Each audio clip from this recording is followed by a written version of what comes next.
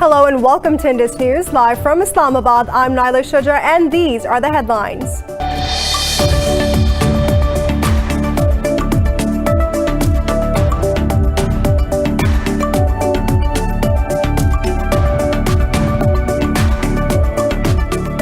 In Pakistan, 7 students have been killed in an IED blast in a seminary in the Khyber Pakhtunkhwa province capital city of Peshawar.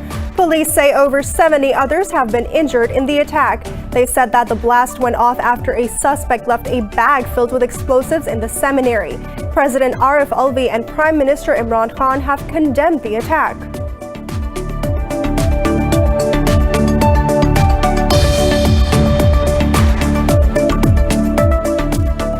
Kashmiris in Pakistan and around the world are observing a Black Day against the Indian occupation. The day commemorates the forced occupation of the region by Indian security forces on the 27th of October 1947. President Dr. Arif Alvi and Prime Minister Imran Khan said Pakistan reiterates its unwavering support to the Kashmiri people. Azerbaijan says it has liberated the entire Gulbaldi city from the Armenian occupation. The Azeri Defense Ministry said its forces have also liberated the Khanling and Padar villages in the same region. Over 1,000 people have been killed since the fighting over the Nagorno-Karabakh region started on September 27th.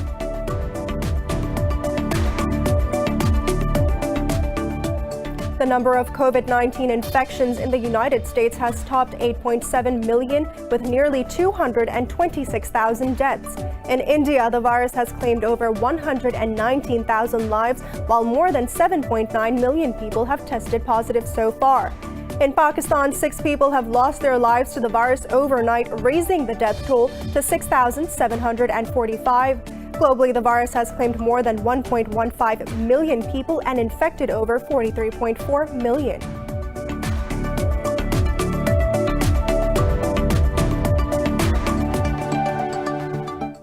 For news in detail, stay tuned. We'll be right back after a short break.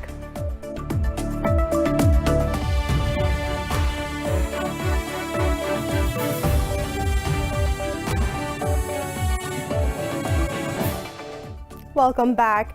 In Pakistan, 7 students have been killed in a bomb blast at a seminary in the Khyber Pakhtunkhwa province's capital city of Peshawar. Police say over 70 others have been injured in the attack. Police said that the blast went off after a suspect left a bag filled with 5 to 6 kilograms of explosives in the institution. He said 1,000 to 1,200 people were present in the seminary at the time of the incident. Police said further investigation is underway to find out the perpetrators. President Arif Alvi said Pakistan is committed to winning against all nefarious designs by extremist neighbor, while Prime Minister Imran Khan assured the nation the terrorists will be brought to justice as soon as possible. Kashmiris in Pakistan and around the world are observing a Black Day against the Indian occupation. The day commemorates the forced occupation of the region by Indian security forces on the 27th of October 1947. More on this report. Around 100,000 Kashmiris have been martyred by Indian forces as they continue Kashmir's illegal occupation for 73 years. Remembering the day when it all began, Kashmiris all over the world are holding demonstrations against the brutal Indian occupation. Pakistan has been the loudest voice against Indian oppression in Kashmir for over 7 decades now. President Dr. Arif Alvi and Prime Minister Imran Khan said Pakistan reiterates its unwavering support to the Kashmiri people. Alvi said Pakistan rejects the violation of international law by the Indian troops in the occupied valley, while Prime Minister Khan said the Kashmir dispute can only be resolved through UN Security Council resolutions. New Delhi's defiance of UN resolutions, international laws, and Kashmiris' call for freedom has drawn international scorn. Suffering of Kashmiris increased manifold after New Delhi suspended the special status of the region. The government has chalked out a comprehensive program to observe the day in a befitting manner. Public gatherings, rallies, and protest demonstrations are being held across the country. The occupied valley has been under New Delhi's crushing curfew and communications blackout for over a year.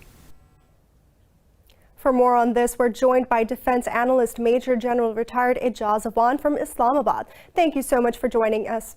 A number of watchdogs has asked New Delhi to halt its oppressive activities in occupied Kashmir. Even with this international hue and cry, why the situation has not been normalized in the valley? Well, unfortunately, let's accept the reality that there is no morality in the geostrategic environment or in the state affairs.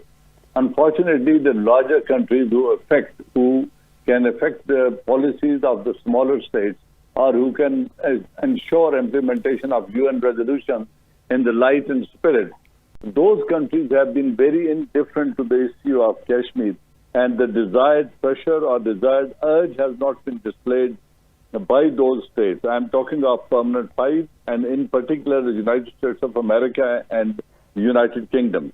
Fortunately, India has not been condemned as it should have been. There is no political pressure on India, and the human rights violations have gone unnoticed largely, other than a few comments here and there. Now, all states, all member states in the United Nations, they do realize that what's happening is wrong. In their private conversation, they acknowledge that this is unfair treatment being given to the people of Kashmir, and UN resolutions are being disregarded.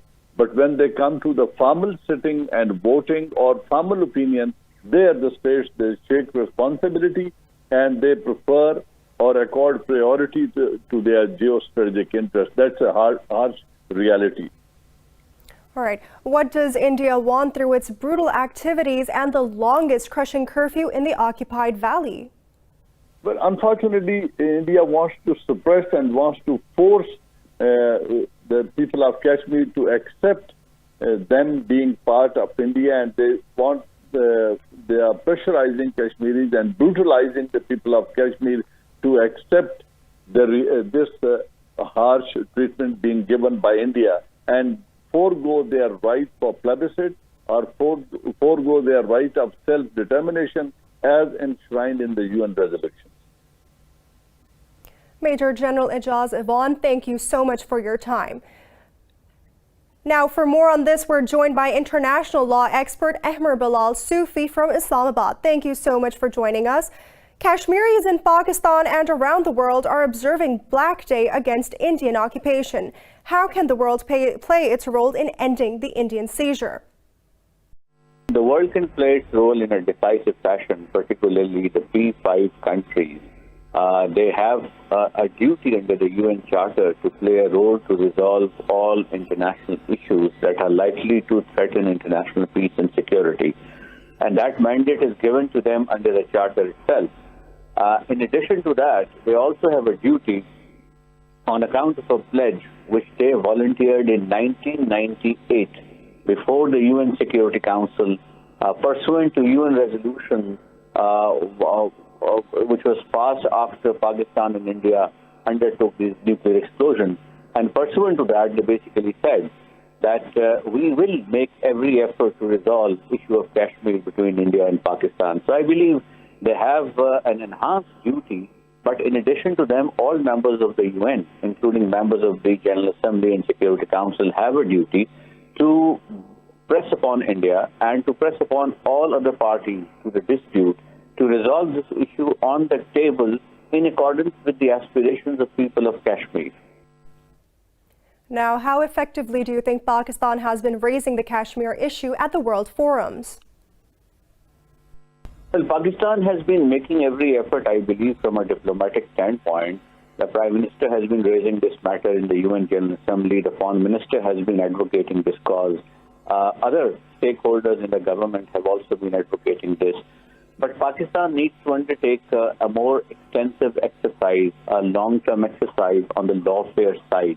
Lawfare is a new frontier to resolve disputes or to put your strategic positions before the international community, which means you use international law as a leverage to argue your position and put pressure on an adversary so that you create more space for negotiating of the said matter. We know that despite offers by Pakistani side, including the Pakistani Prime Minister, Indian side has not been coming forth to resolve issues between India and Pakistan, including Kashmir. Instead, they embarked upon a very aggressive stance on last year, on 5th August, whereby they took a legal step to annex effectively the Indian-occupied Kashmir. Now, that has been a very aggressive stance, and I think it's a lawfare move because they have used the domestic law to lay a claim over a territory on which they don't have a right. Pakistan should also respond on the lawfare direction. Mr. Ahmer Bilal Sufi, thank you very much for talking to Indus News. Moving on. In Afghanistan, 2 people have been killed and 23 others wounded in a bomb blast in the southeastern city of Khost. The Interior Ministry says the car bomb exploded near the headquarters of a special police forces. Spokesperson Tariq Areen said that security forces are battling the gunmen who stormed into the facility after exploding the bomb. He said 4 terrorists have been killed in the ensuing clashes. Meanwhile, efforts are underway to eliminate the remaining 2. Iran said that the security forces destroyed another car bomb before it reached the target. No group has yet claimed responsibility for the attack. Azerbaijan says that it has liberated the entire Gulbaldi city from Armenian occupation. The Azeri Defense Ministry said that the forward command post of Armenia's 18th Infantry Division was destroyed. The Defense Ministry stated that division's chief of staff was also killed in the fighting. Baku claimed it dealt heavily damage to the Armenian tanks, missile launchers, artillery, and other weaponry. Over 1,000 people have been killed since the fighting over Nagorno and Karabakh region erupted on the 27th of September. Iran has criticized the United States for imposing curbs on its petroleum ministry and state-run oil company. The U.S. has also sanctioned Iran's Minister for Petroleum, the national oil and tanker companies. Iran's oil minister Bejan Zangish said that the era of unilateralism is over and its oil industry will not be hamstrung. In a tweet, he said sanctions are a passive reaction to the failure of U.S. policy of reducing Iran's oil export to zero. Zangish said that he has no assets outside of Iran to subject to these sanctions. Earlier, the U.S. Treasury Department said that Iran uses petroleum sector to fund destabilizing activities of the Revolutionary Guards. In a statement, it said that Tehran continues to prioritize its support for terrorist entities and its nuclear program. Turkish President Tayyip Erdogan has called for talks on a 2-state solution for the divided island of Cyprus. Erdogan made these remarks during a news conference with Turkish Cypriot President Ersin Tatar in Ankara. Erdogan said that efforts by the Turkish Republic of Northern Cyprus alone are not sufficient in reaching a solution. He said that the approach of Greek Cypriots blocked previous attempts to find a solution. Cyprus was split in 2 after 1974 Turkish invasion response to a brief Greek-inspired coup. Ankara recognizes the Turkish Cypriot state in the north, but not the Greek Cypriot government in the south. China has ordered 6 United States media outlets to report back on their operations in the country within 7 days. In a statement, the Foreign Ministry said that the media outlets will have to declare information about their staff and finance in China. Spokesperson Zhao Lijian said that the requirements are legitimate and justified self-defense in every sense. He urged Washington to stop arbitrary restrictions on Chinese media organizations. A major U.S. outlet, American Broadcasting Corporation, is among those sanctioned firms. The latest development came after Washington designated 6 more China's mediums firms in the U.S. as foreign missions. For more news, stay tuned. We'll be right back after a short break.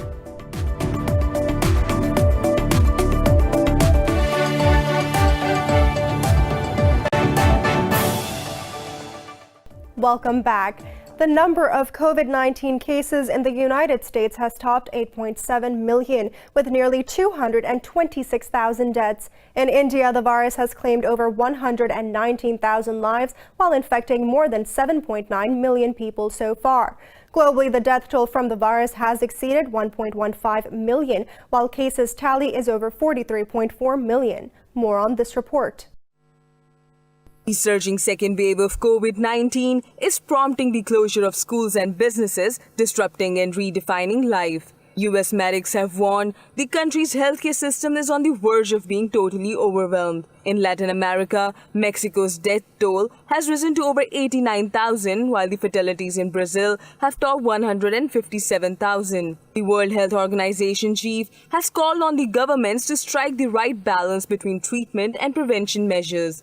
Although we agree with the Chief of Staff that protecting the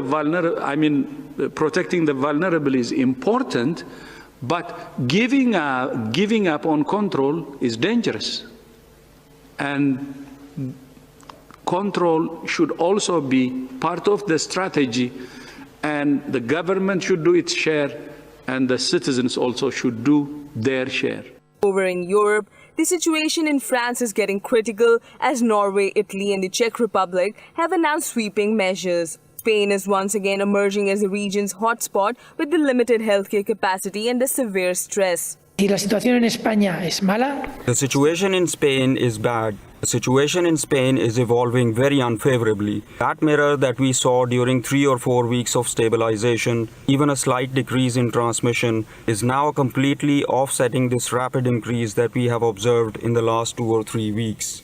Russia has recorded its highest spike in infections ever since the pandemic broke out. Cluster cases are now causing mass local transmission in parts of the country. 2 firefighters were injured and over 90,000 people forced to evacuate as 2 new fires ripped through Southern California. The U.S. state endured a second straight day of power shutoffs due to heightened fire risks from high winds. Officials say that the Silverado fire has burned about 7,200 acres and the Blue Ridge fire 3,000 acres so far. They said about 4,000 firefighters are fighting 22 wildfires across the state. No casualties or property losses were immediately reported. The latest threats came from amid California's worst wildfire season on record in terms of landscape burned. Over 4 million acres have been scorched in this year, along with thousands of homes destroyed and 31 lives lost. The United Nations says climate change poses growing threats to vulnerable Africa. The World Meteorological Organization has warned that worse is ahead for the region's food supplies, economy, and health. More on this report. Floods, droughts, hotter weather, and a desert locust invasion, the impacts of climate change are hitting Africa hard. Temperatures have been rising on the continent of 1.2 billion population at a comparable rate to other regions. When we look at the data, it is unequivocal. Africa is warming. Since 1901, the continent has warmed by more than 1 degree Celsius. And when we look at 2019, we see that the year was the 3rd warmest compared with any previous years we've had. Africa's overall gross domestic product is estimated to fall by between 2.25% and 12.12% as temperature rises. Warming temperatures are also slashing crop yields. Hence, climate change is compounding problems such as conflict to drive growing hunger. There was an increase in food insecure and undernourished people by 45.6%. And the predictions we have, the decadal predictions we have for the period 2020 to 2024, they're indicating an increasing in terms of warming. Somalia, Kenya, Ethiopia and Tanzania recorded at least double their average seasonal rainfall in late 2019, resulting in floods. Warmer and wetter weather is also more suitable for insects that transmit dengue fever, malaria, and yellow fever. The United States Space Agency, NASA, has revealed conclusive evidence of water on the moon. In a statement, the agency said that the detection of molecular water will boost its hopes of establishing a lunar base. NASA said that its aim is to sustain that base by tapping to the moon's natural resources. The findings have been published in the Journal of Nature Astronomy. Unlike previous detections of water in permanently shadowed parts of the lunar craters, scientists have now detected the molecules in sunlit regions of the moon's surface. NASA said that the amount of water is roughly equivalent to a 12-ounce bottle of water in a cubic meter of lunar soil.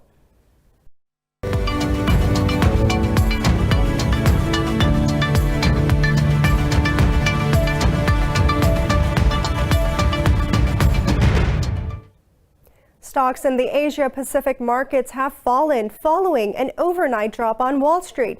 Australia led losses among the region's major markets, with the ASX 200 slipped close to 2%. The Kospi in South Korea and Hong Kong's Hang Seng Index dropped close to 1%. In mainland China, the Shenzhen component declined marginally, while the Shanghai Composite advanced over 1%. In Japan, the Nikkei 225 and the Topix Index shred fractionally. Overall, the MSCI Asia ex-Japan Index fell over 0.5%.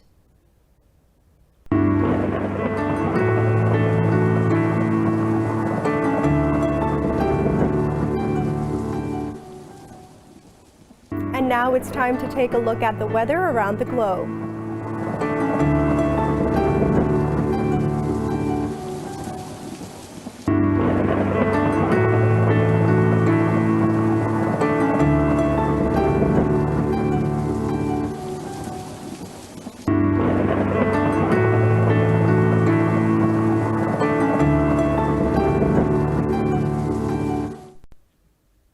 For the latest news updates, you can follow us on our social media at indus.news.